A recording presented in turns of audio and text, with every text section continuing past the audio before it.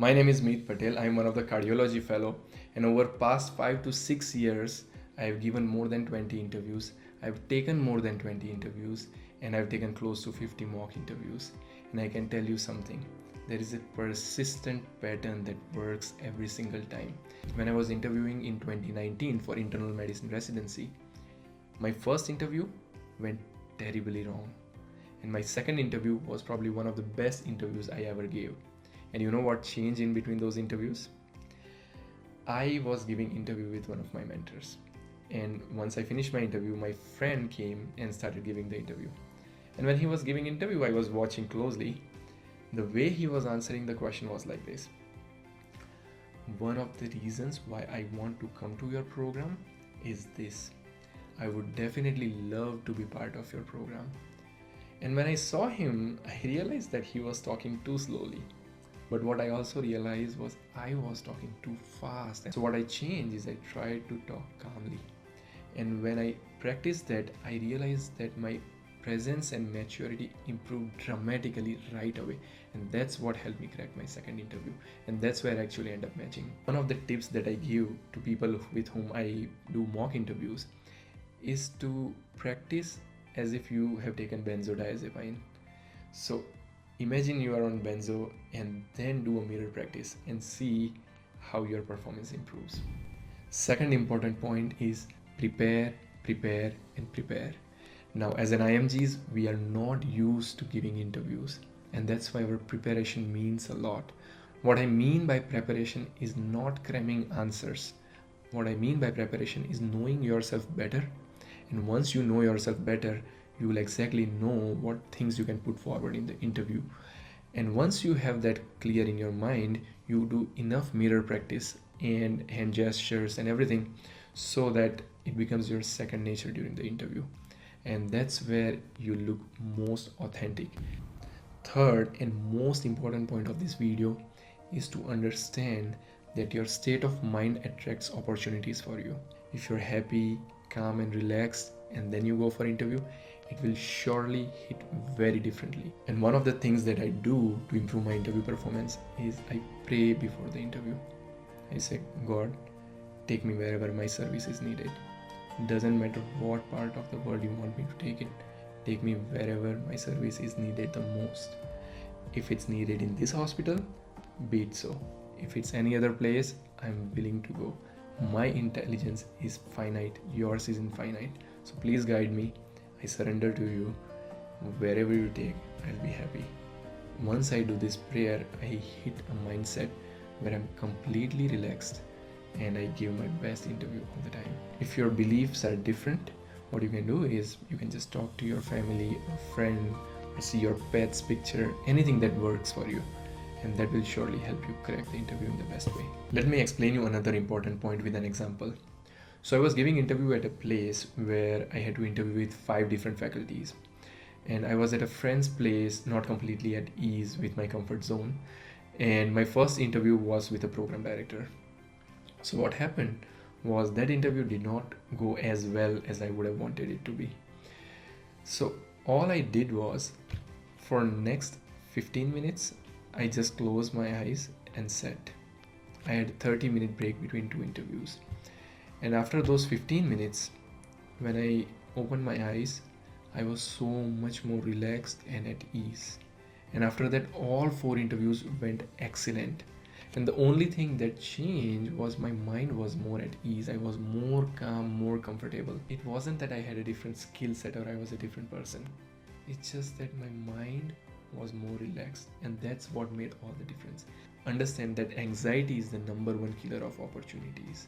And it's okay to have some degree of anxiety when you start the interview. Even the interviewer understands that part. But it's not okay to remain anxious throughout the whole process. Another important point is do not panic if you do not know the answer. It's quite normal. So I was interviewing at a place and they asked me a question which I did not know the answer. So I told them, can I just think for a while and see? So I actually thought for a while and I told them that, you know what, I am not able to recall anything for this question. Is it okay if I tell you something if I remember at the end of the interview? And they were perfectly fine with it because I handled it with ease at that time. And they started asking me more questions, and that's exactly the program where I ended up matching. If they ask you simple question like tell me your strengths or tell me your weakness, you cannot say that I don't know the answer to those questions. Understand the difference. If they are tricky, tough questions, it's okay if you don't know the answer. But if they are simple, straightforward questions that get asked in all the interviews, you are expected to know the answer. So understand this key difference. One of the most important questions that gets asked in all the interviews is tell me about yourself. And surprisingly, most of the candidates don't know how to tackle this question well. I'll tell you exactly the format that works very well. And doesn't matter what format you choose to use, the thing that you need to understand is the purpose behind asking this question. The reason they are asking this question is this question gives the direction for the rest of the interview. So be very mindful of what you include in this question, and that's exactly where your interview will head. I divide the answer to this question in 3 parts. I briefly mention about my journey, how it started and how I ended up here. Then I mention about what are the things I'm passionate about in my career, and if there are interesting things outside career, I mention there. And then I mention about my hobbies. You can also mention about your personal qualities if you wish to, but this has worked pretty well for me. So in my journey, I tell them that I've done my medical school from Ukraine. And then in my passion, I tell them that I'm passionate about teaching, and that's what I've been doing for the last 10 years, both online and also I take in-person lectures for medical students and residents. And then in my hobbies, I mentioned that I play pickleball with my friends at 5 o'clock in the morning. Now for next 5 to 7 minutes, these are the topic that gets discussed. These are some of the unique things. And when you put your unique qualities in there, that's exactly the direction where the interview will go. And that brings me to my next point. Please sell yourself. The interviewer wants to hear things that impresses him so that he can write those things down and mention in the rank order list.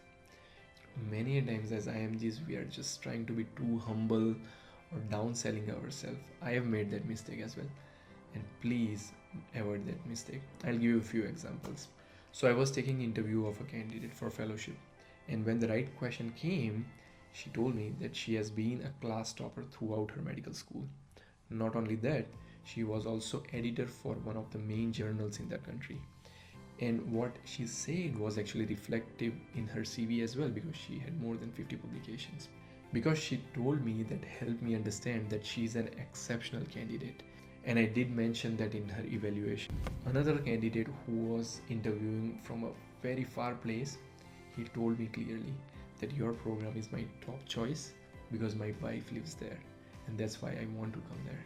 He strongly voiced that twice in his interview, and I did mention in my evaluation that the candidate has strongly voiced his opinion to join our program because his family lives here. And that's what actually separates you from other candidates. Geographical ties are so important that you should not miss it. If your friends, cousins, relatives anywhere in the United States, please mention that during the interview. That will tremendously help you. Another tricky situation that you will surely face in one of the interviews is that the interviewers tell you, do you have any question for me, within just 1 minute of the interview. There is no conversation, they didn't know who you are. Simply they'll say, let me know if you have any question for me. And that's where 3 things will come to your rescue. First is asking a lot of questions. You need to drive the interview yourself. Second is storytelling. And third thing is emotional connect. I'll just give you an example. For example, they said, let me know if you have any question for me. And you say that, are there any qualities that you are looking for in a resident or fellow that will be joining your program?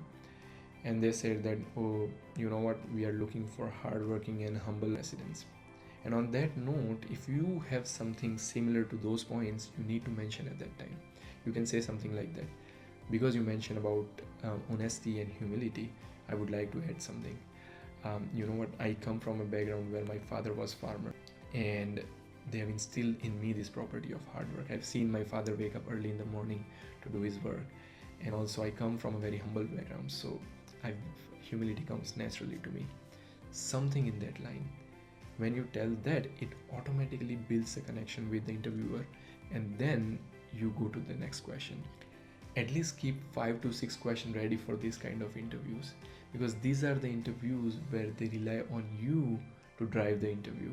So please make sure that you are ready for this kind of experience and know how to tackle this. Another key aspect of interviews that get ignored is asking questions. Asking questions to interviewers, as well as asking questions when you are in chit-chat sessions with the residents. Please take that as an opportunity. All the programs say that we do not take any input from those sessions. That's a lie. Most of the programs, they actually ask the residents if they had any opinion about any of the candidates. So if they liked you or if they disliked you, there are chances that that might get voiced to the program director. So be very mindful of that, and always ask questions. The candidates who ask relevant questions during those sessions, the Q&A sessions, as well as to the interviewers, they definitely stand apart from the crowd.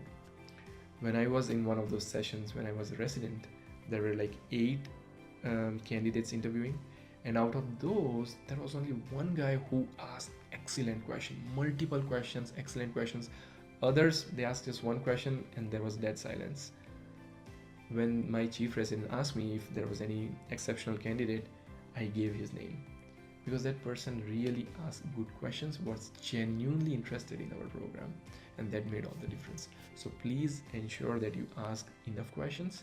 At least I would recommend asking 3 to 4 questions with authenticity. Don't just fake it. Try to take genuine interest in the program, and that will definitely reflect in the question that you ask. Another common denominator among all the candidates who gets ranked higher is authenticity.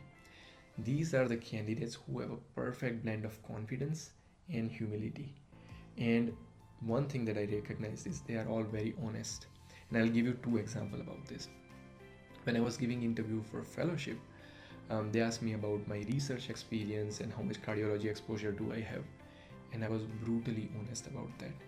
The interviewer told me that you are 2 steps ahead of all other candidates. And that being honest made all the difference. Another example is of a candidate that I was interviewing.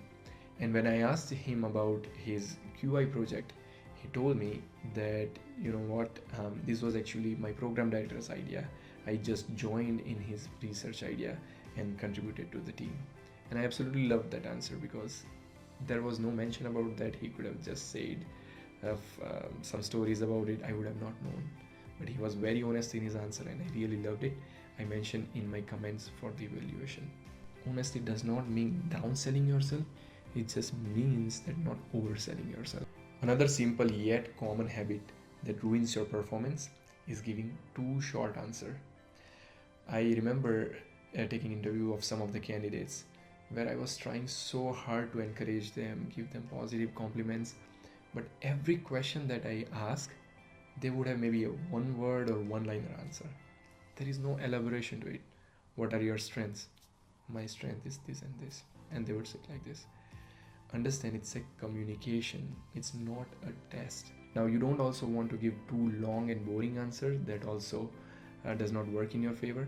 But find a sweet spot. At least somewhere between 20 to 30 seconds is what works the best. Another important skill that gets ignored is the skill of listening. Sometimes it's not about saying what you want to say, but listening carefully to what the interviewer is saying. And from that, you can get idea for your next sentence or next question. And that's what makes you feel more connected if you listen well to the interviewer. And last but not the least, there is no strategy that works 100% of the time. So whenever your interview goes bad, first of all, back yourself, give a pat on the shoulder, and then you can criticize yourself and see where you made the mistakes. Understand this.